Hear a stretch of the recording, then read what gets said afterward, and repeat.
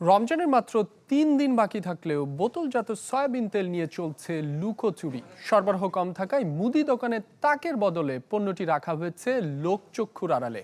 আর এই সুযোগে বাড়তি দামে বিক্রি হচ্ছে খোলা সয়াবিন তেল।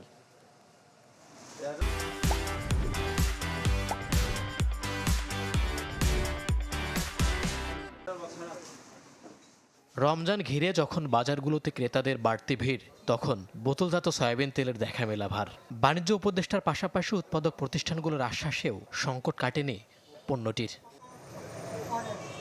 অন্য সময় যেখানে দোকানের সামনের তাকে শোভা পেত বোতলজাত সয়াবিন তেল, এখন তা রাখা হয় চোখের আড়ালে। চাহিদার তুলনায় সরবরাহ কম, তাই পরিচিত মুখ দেখে বিক্রি হচ্ছে পণ্যটি। মাসে লাগে আমরা 100 কার্টন, আমার দেয় 1 কার্টন।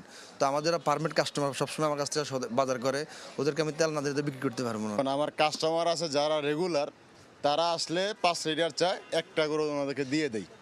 কোনো কোনো দোকানে 1-2 লিটার ওজনের সয়াবিন তেল মিললেও 5 লিটার নেই বললেই চলে।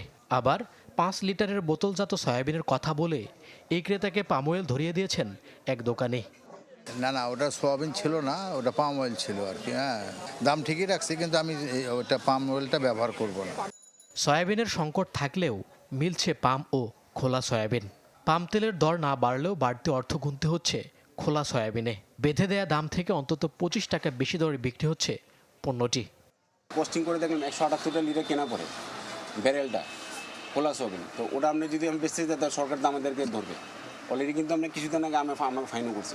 আমরা তো কেজিতে 2 টাকা লাভ করতেছি এই হিসাব কিতাব, কিন্তু সরকারের যে রেট নির্ধারণ করছে 157 টাকা, ওই রেটের মাল তো আমরা পাচ্ছি না।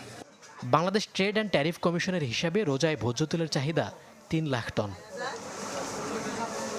মইনুল হাসান, চ্যানেল 24, ঢাকা।